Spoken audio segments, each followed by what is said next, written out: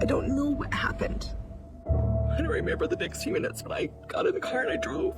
Get Kody and Robyn off the air already. Why not spin off a show called Sisters Without a Mister for the other three? Honestly, the only thing ringing in my ears is Kody calling the two young men jerks and saying he wanted nothing to do with them, all because he didn't want them around Janelle's home. My heart is shattered for her. Kody flat out rejected Garrison when he needed a father figure the most. He didn't pull the trigger himself, but let's not kid ourselves, he's 100% responsible. All he had to do was pick up the phone when Garrison was reaching out. And yet, nothing. There is no greater loss. I'm in year 6 of grieving my oldest son, 25, and let me tell you, it hasn't gotten any easier. It's only gotten harder. I don't know how other mothers manage to do what they do. Me? I'm barely surviving. I've tried everything, therapy, support groups, meds, and nothing works. All I can do is get through each day, and it's never enough. I hang on to the hope that one day I'll find some joy, some peace, but it feels like a part of me is just gone forever. And I wouldn't wish this on any mother. Finally, we might get something remotely worthwhile in this 20-plus season marathon. It's about time they stop pretending Garrison's death didn't happen. Fans deserve a moment to remember him, to say goodbye in our own way. The Garrison blackout on the show has been disgraceful. At least now, they're acknowledging this wonderful kid, and he deserves that, no matter how little, at the very least. Let's be clear, though. Don't blame a parent for the death of their child. Imagine how you'd feel if the world pointed the finger at you in that situation. TV show or not, we should all strive for some basic humanity here. To do anything else? That's just disgusting. As for Kody and Robyn, please, just let them sit this one out. Anything they say now is too little, too late, and let's be real. It'll probably just rub salt in the wound. This is a deeply sensitive issue, especially to discuss publicly in front of millions. Let's try to have some grace with our comments and, most importantly, say a prayer for this family and others struggling with the invisible battles of mental health. May is Mental Health Awareness Month after all. Yo, what's up, everyone? Welcome back to ThreadoraTalks, where the conversations are always next level. I'm your host, Jenna, and today we're turning things up a notch. Trust me, this is one video you do not want to miss. So let's dive right in. So, Robyn and Meri used to be besties, or at least that's what Meri thought. Things were all sunshine and rainbows until Robyn pulled the ultimate ghosting move.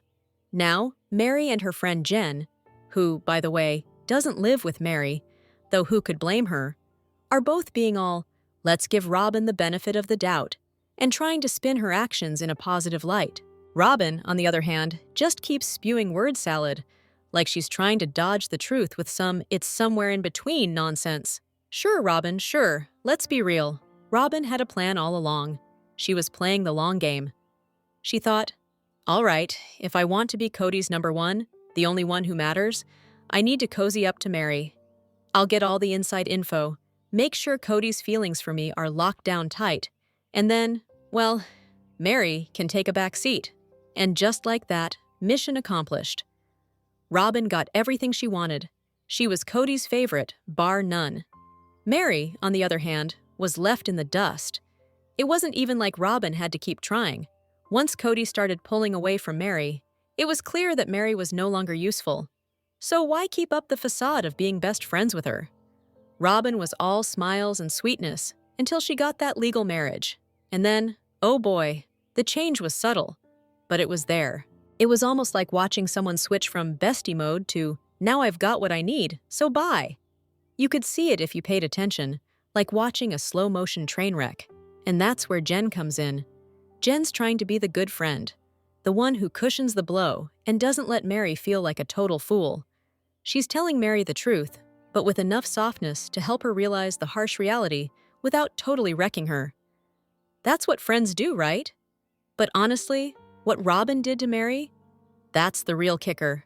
Of all the shady things Robyn's done, this is the worst.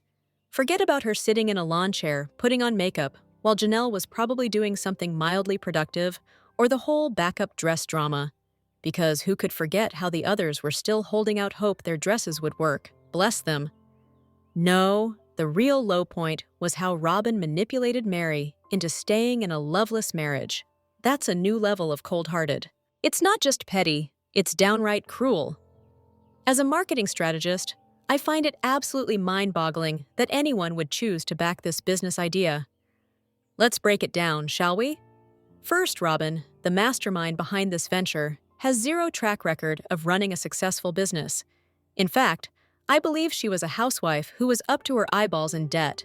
So why on earth would anyone, let alone the other wives, hand over their hard-earned money, time, and resources to her? A little questionable, right? Next up, market research. Did they even do any? Or did Robyn just pick something she likes, figure that because they're famous, other women would automatically want to buy it, and call it a day? Couldn't they have just hired a professional to give them a reality check on whether or not this idea was actually viable? Apparently, that would have been way too logical.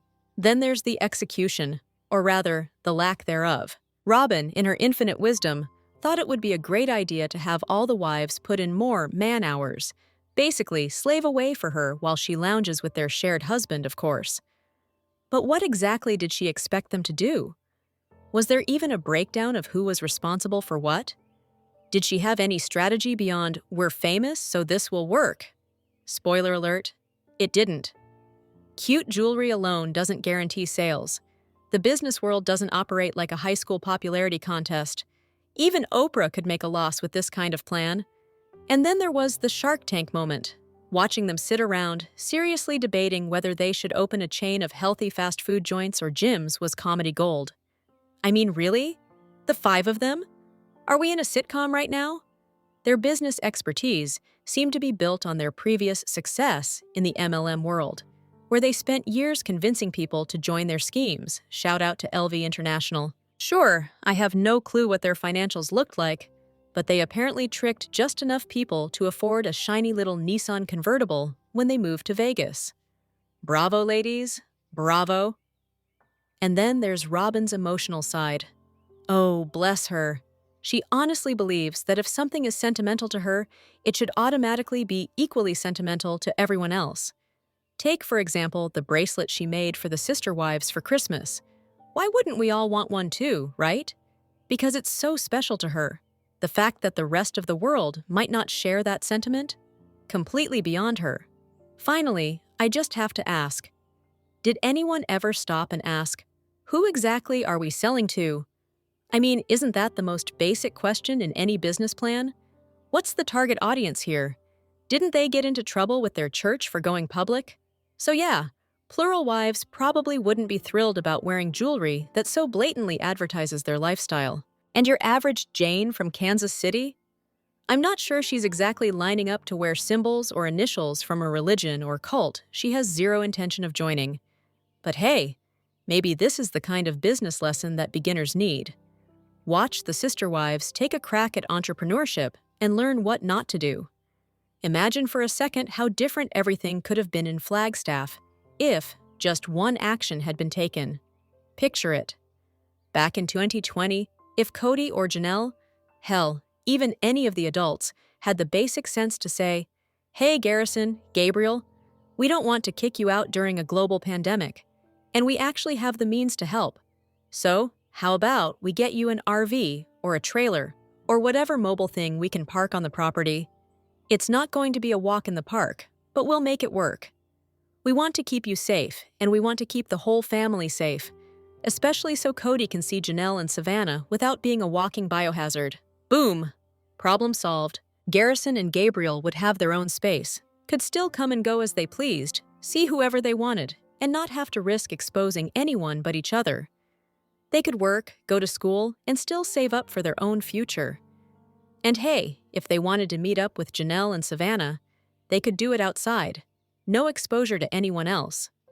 Kody could still see them too if he really wanted, without risking exposure.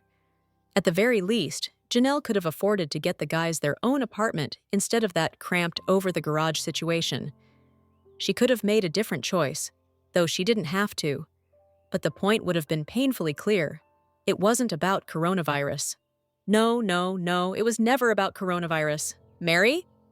She followed the rules like a good little soldier, but guess what? It didn't matter. Kody would have just moved the goalposts again, and they'd be right back where they started. It was all just a convenient excuse for Kody to justify spending more time with his favorite wife. Less effort on his part to juggle multiple homes when COVID was the perfect scapegoat. And so, Garrison ended up getting his trailer, parking it in Janelle's yard. Gabe lived in an attached apartment. This all happened before Dayton got the boot, of course. Can you just imagine? Please, for the love of TV, get Kody and Robyn off my screen already.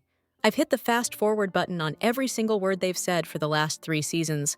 Truly, not 1 second of their riveting conversations has been worth my time. Now, I'm just here for Mary, Janelle, Christine, and honestly, any of their kids. They're the ones who light up the screen and actually bring something interesting to the table. I'm invested in their growth, their journey, their evolution. Kody and Robyn? Oh, they're just small-town divas trying to play the perfect family. Honestly, they're not even worth the energy of hate-watching anymore. Low IQ, low EQ, and as hollow as reality stars come, just endlessly trying to convince us, and probably themselves, that they're so happy in their completely dysfunctional, tortured family dynamic. And thank goodness for the fast-forward button. Not even a slight temptation to watch them at this point. The only thing I want to see from these two is a dramatic bankruptcy announcement, followed by the heartbreaking must-sell-everything moment as they move into Dayton's RV.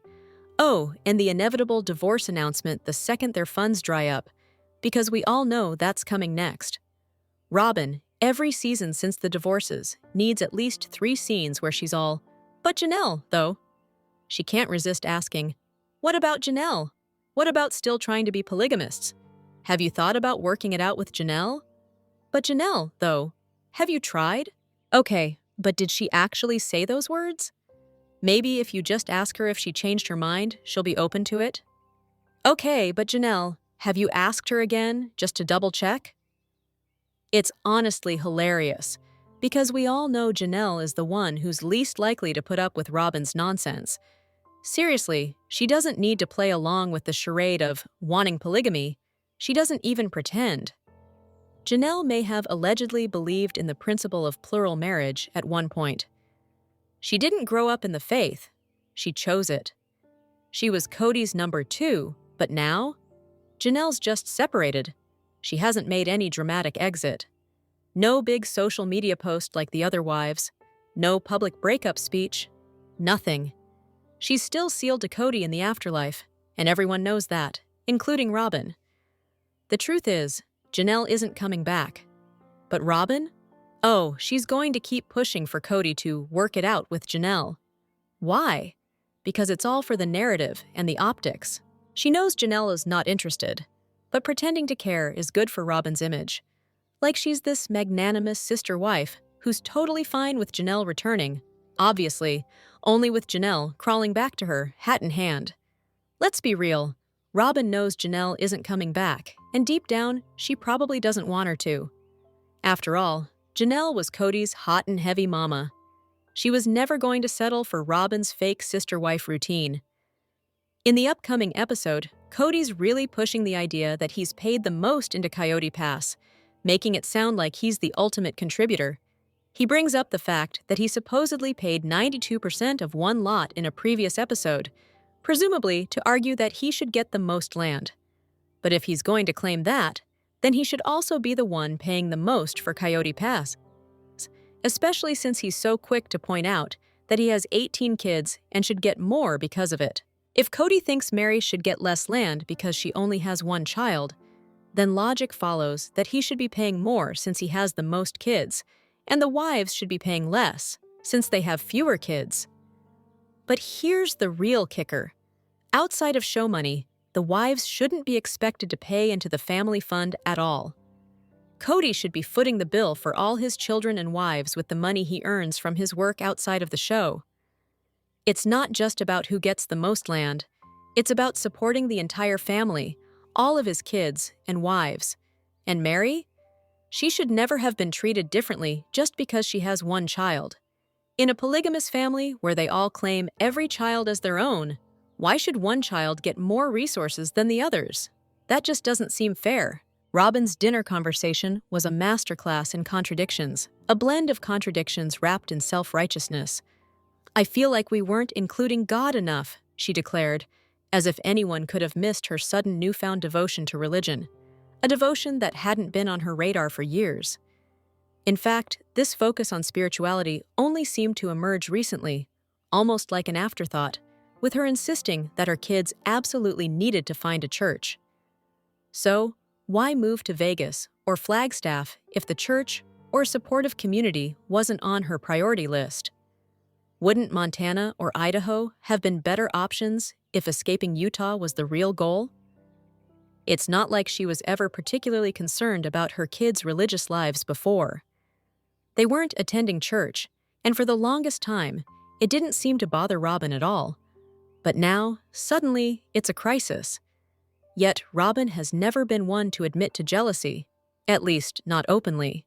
She could see Christine's jealousy from a mile away, but she conveniently ignores her own feelings. Jealous of Mary because she had the legal wife status? Of Janelle because Kody seemed to actually enjoy her company and bond with her kids? Of Christine because she was the matriarch and had the real connection with all the original kids? Of course, Robyn was jealous. Anyone who says otherwise isn't paying attention.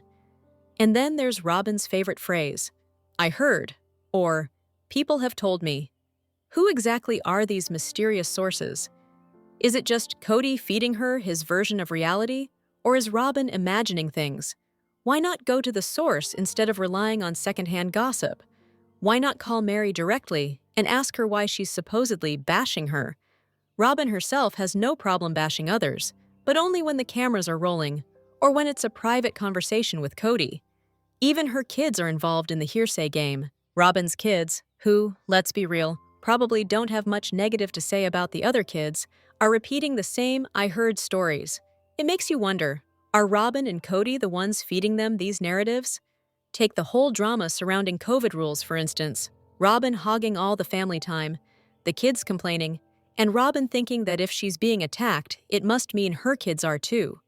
She always seemed to operate under the assumption that any criticism of her had to be aimed at her entire family. But the real kicker? The family portrait debacle. When Robyn knew Christine struggled with jealousy and self-esteem, she took it to a whole new level, having an artist erase Christine's kids from a family photo and replace them with her own. If Robyn was ever truly interested in being a good, humble sister wife, why would she engage in such petty, cruel behavior? Spoiler alert, she wasn't. Robyn was never shy, quiet, or demure. She was always ready to play the victim, but only when it served her narrative. Oh, Kody. Classic Kody. So, there's this moment in Season 6, Episode 8, where Kody is asked by Mary about having a baby, and I swear you can almost hear the no coming from miles away. This is the same guy who's been begging her for years to give him an answer about having another child, right? But when Mary finally starts to entertain the idea, when she's even leaning towards saying yes to looking into it, what does Kody do? He gives her a big fat no. Seriously? The guy whose entire life is about procreating and family is now like, "Nah, I'm good, thanks." Perfect timing, right? Here's the kicker. I think Kody was only so desperate to get an answer from Mary in the first place because Robyn had already thrown her hat in the ring, probably planning out their perfect little pregnancy schedule. It's all about that strategic planning, right? But as soon as Mary was like, "Okay, maybe I will think about it," Kody just shot her down. That no was the hard line. And I don't think it was just about babies anymore. It was about everything. This was the moment Kody stopped really loving Mary. And suddenly, she was just a piece in the toxic, dysfunctional game they'd been playing. All the drama leading up to this, fighting about the houses, Mary using Robyn as leverage, Kody's relationships with Janelle and Robyn growing stronger, it's like he just tossed Mary aside, leaving her with nothing but the bitter remnants of a relationship that had long lost its spark.